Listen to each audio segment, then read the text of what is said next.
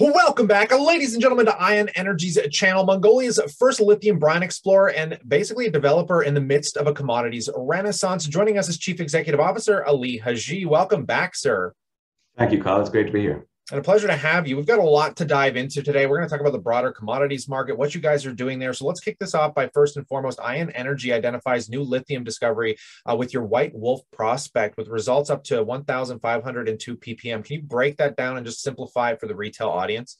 Absolutely. 1,502 ppm is pretty significant. In fact, some would argue it is world class. And the reason that it is of importance to Ion Energy is because historically, the maximum grade obtained by the company through previous exploration efforts was 811 ppm. So we've almost doubled that with 1,502 ppm, and that will help dictate where we do the rest of the work over the course of this year. So extremely exciting stuff there.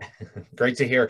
You also announced a strategic alliance with a Mongolian copper explorer called Aranjan Resources. So what's the setup with that, and how is that going to add value to Ion? Well, it does a number of things. First, it allows us to have about 30,000 additional hectares to explore for lithium in country. But it also allows us to monetize some of the copper nickel anomalies found on Ion's licenses over the course of the last program. So the reciprocal mining rights allow us to have 80% of all lithium found on Aranjan licenses. And beyond that, gives Aranjan 80% of all copper nickel found on Ion's licenses. So we're monetizing what is found on the Ion licenses. But because we have a shared management team under one executive chairman, we can also start to cut costs across both companies, thereby realizing gains, if you will, from an economics perspective across both those companies. It's a great opportunity, and I want to kind of expand on that commodities market and what's going on here. But before we do, you also strengthen the team by appointing a strategic director, Wendy Lee. Do you want to just talk about the value she's providing? Yeah, Wendy's an individual that was educated in Canada, an honors degree here at the University of Waterloo. But beyond that, she's also lived in the Asian subcontinent for quite some time. She worked with Noble Group, where she was leading commodities trades between China and Mongolia, both on the coal, copper, and gold front. She has had very little experience in the lithium space, but she is very well connected in the region. She's currently working to bring on strategics to have conversations with us to determine how best for us to partner with these strategics in that area as well. So we're very pleased to have her on board, and she continues to show value on a day-to-day basis.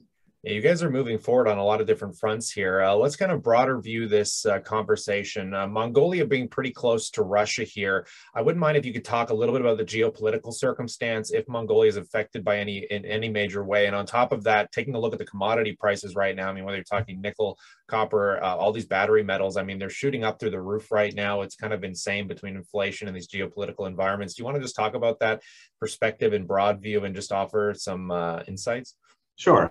Commodities are running here because we have multiple manufacturers that either do copper or nickel in Russia. And as a result of the supply chain constraints, as a result of the war, obviously these prices will start to increase. When we talk about the geopolitical risk in the region, Mongolia has generally had a level of autonomy since its independence in the 90s. But it's also been able to forge relationships with the Koreans, the Japanese, the Germans, the US, and the Indians. And as a result of that, they are very well protected. So we don't see the war sort of spilling over into Mongolia, if that's of concern to any of our listeners. We see Mongolia as continuing to play a pivotal role in supplying these necessary raw materials to the rest of the world, and in particular, China, given our assets are on their doorstep. Yeah, I was going to say you guys are strategically positioned to be poised for just the EV boom, especially between China and Europe. It's kind of really centralized there as well. But that's great. I appreciate these insights today, Ali. Thanks so much for coming out. Absolutely. And if I may, I'd just like to touch on one more thing, and that's what the shareholders and general audience and the retail space can expect from us as a company.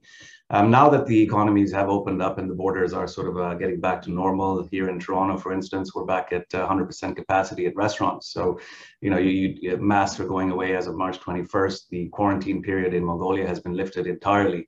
We can actually get out there with a credible team that understands the lithium brine space. And in fact, myself, alongside Don Haynes and potentially some analysts from the banking space, will be in Mongolia in April this year. So we arrive on April 15th. We're spending about 10 days there visiting the sites, but more importantly, kicking off a capital-intensive hydrogeological sampling program that will allow us to truly de-risk Bavayola and get to the bottom of an understanding as to what our early resource estimate will be come the fall. So big year ahead for us, and we're excited to move on.